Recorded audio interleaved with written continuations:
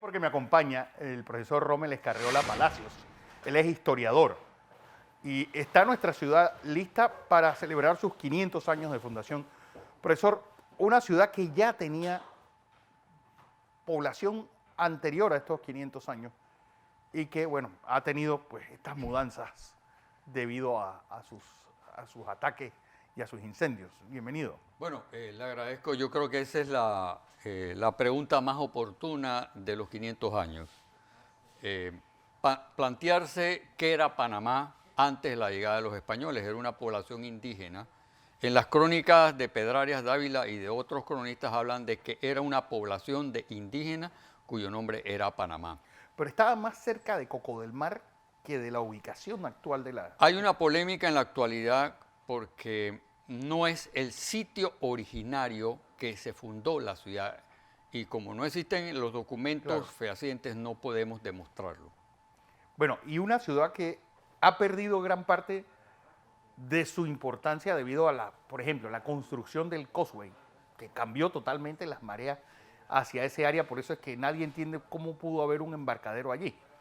Y ahora la creación del corredor marino también cambia las corrientes y es lo que hace de que no encontremos claramente la situación de la misma ciudad y su importancia con un embarcadero puesto hacia el Pacífico. Pero la importancia de la ciudad de Panamá es que se funda el 15 de agosto, pero servía como punta de lanza para la conquista del Perú y de Centroamérica. Es la primera ciudad fundada en las costas del Pacífico, con una vinculación primero con Nombre de Dios y después con Portobelo. Y eso es lo que marca el destino histórico en la actualidad que nosotros todavía somos un país de servicio. ¿Cuál es el valor histórico de Panamá la Vieja? No son las ruinas ni una torre que tiene 30 metros de altura.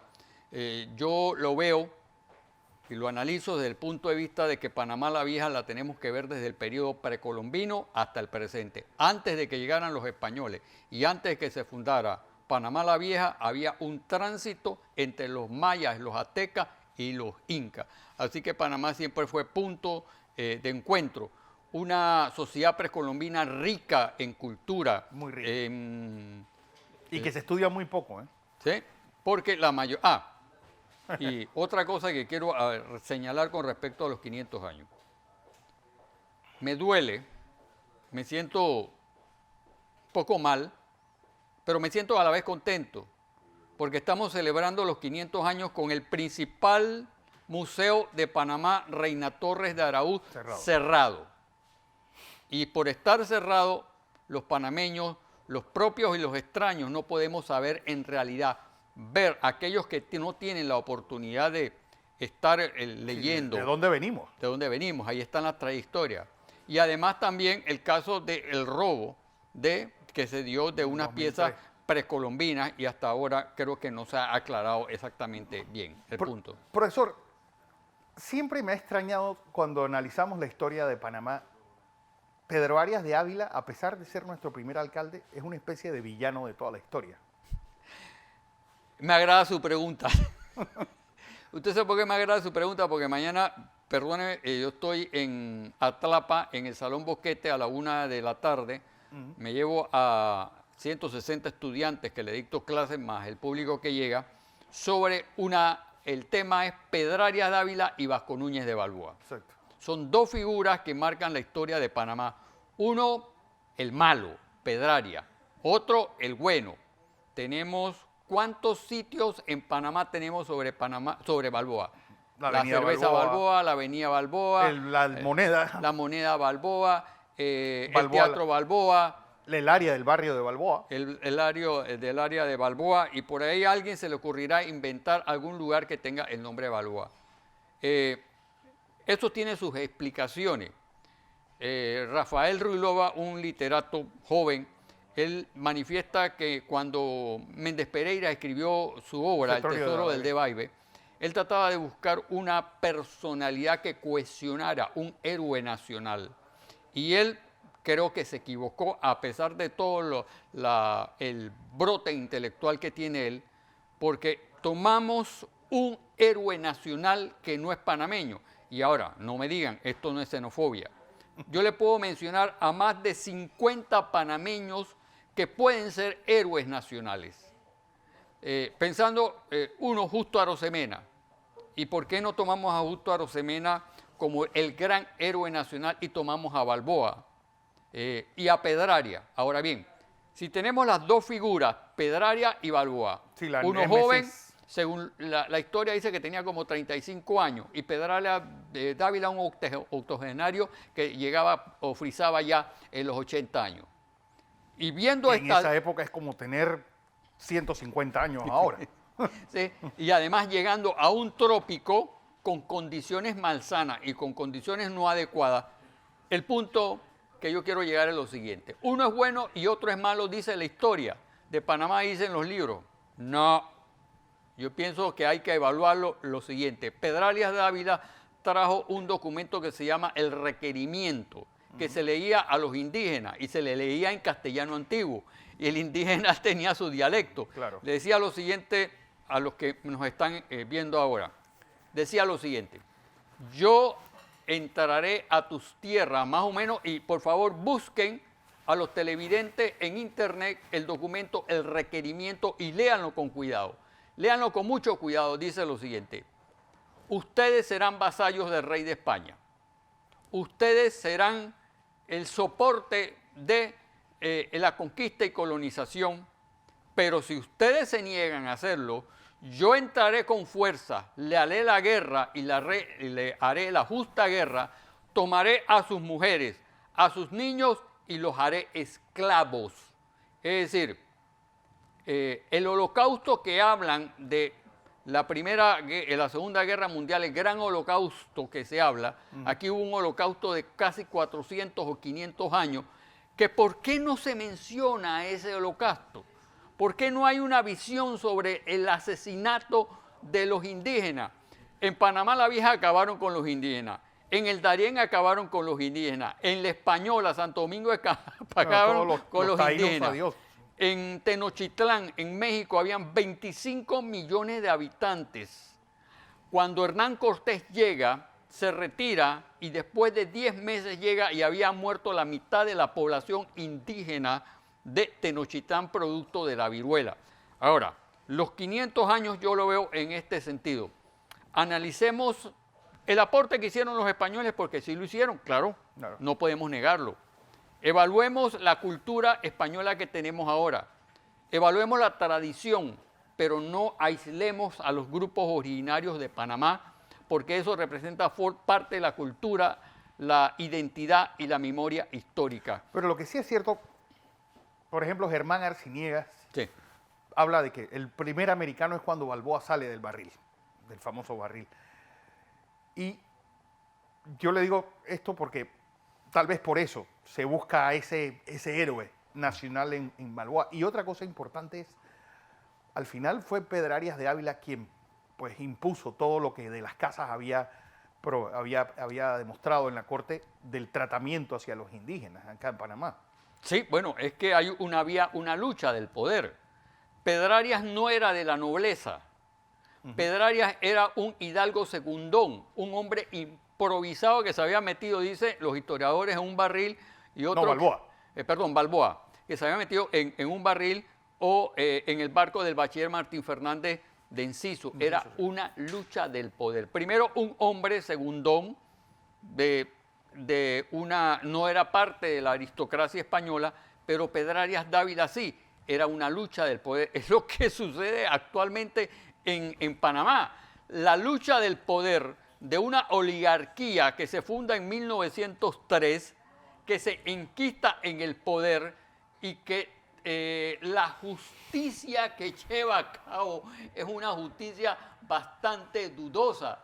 Lo mismo que se vivió hace 500 años en Panamá con respecto a la justicia es lo mismo que se está viviendo en la actualidad. Y la historia del pasado nos sirve, porque no podemos negar la historia del pasado. Dos hombres. El representante de la corona española, de la tradición, de la podríamos decir un nombre un poco impropio, de la oligarquía o de la élite española. De la aristocracia. Un hombre, Balboa, un aventurero. Un aventurero, y hay un choque del poder. Igual que hoy en la actualidad hay un choque del poder. ¿Cuál es lo importante en estos 500 años? Primero, reconocer a los pueblos originarios de América, su baluarte, su cultura, su cerámica, la producción. Cuando los españoles llegaron a Tenochtitlán, ya los mayas y los aztecas podían precisar cuándo venía un eclipse de luna y cuándo venía un eclipse de sol, cuando todavía Galileo estaba viendo las estrellas y no se había ni siquiera descubierto el telescopio. Exacto. Entonces tenemos que ver esa parte cultural. Ahora bien, hay una parte cultural importante de tradición a partir de los 500 años de esta fundación, definitivamente que sí lo hay, en la medida en que busquemos aquellos elementos que nos hacen constitutivos de tener una identidad nacional. Creo que uno de los problemas de los panameños es que vemos que esta pluralidad de razas, negros, zambos, mulatos, blancos, chinos, es lo que nos hace a nosotros inferiores. No.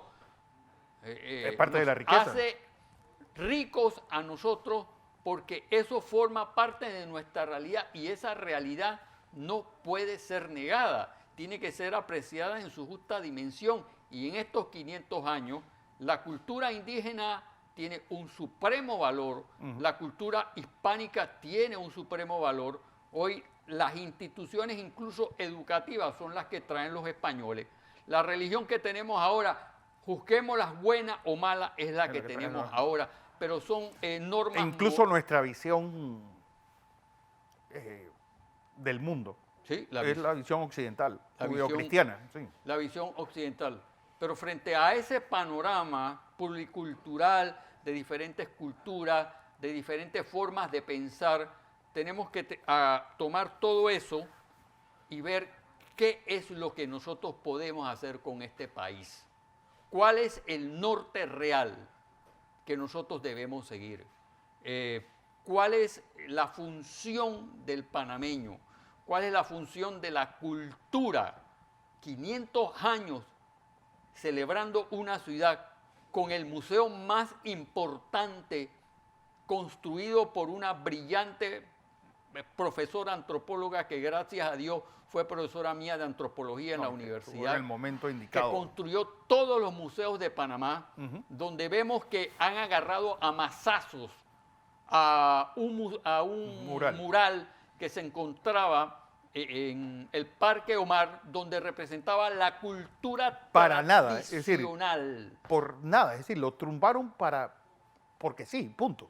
Y lo tumban en los 500 años, es un mural donde estaba la historia de la cultura nacional desde la época indígena hasta ahora. Fueron 37 pintores extranjeros y nacionales. Y ellos pidieron al patronato de Panamá la Vieja en ese momento que querían restaurar el mural. Y era válido no solo restaurar el mural, sino llenar a Panamá el Parque Omar de diferentes murales que representaran la cultura para que los niños y las personas que van allá se sientan orgullosos de su tradición. Y lo que hicieron fue agarrarlo a mazazos. El caso reciente de lo que sucedió en la presidencia con las garzas. No han entendido todavía el sentido de la cultura, ni han entendido a Ricardo Miró, cuando en el año de 1922 le regala las garzas a el presidente Porras. Hoy no entendemos eso, porque ese significado de patria expresado en sus poemas es el sentido de la identidad del panameño que esos hombres sentían en ese momento. Veían la blancura y la belleza de las garzas como expresión de la blancura de la nueva república que surgía mediatizada por la presencia de los Estados Unidos. Eso no lo han entendido porque no han leído a Ricardo Miró, porque no han leído las tradiciones, porque no conocen la cultura. Y usted sabe, yo he llegado a una conclusión, mi estimado periodista, y lo que a mí más me duele de todo es que no han entendido la importancia de la cultura en estos 500 años.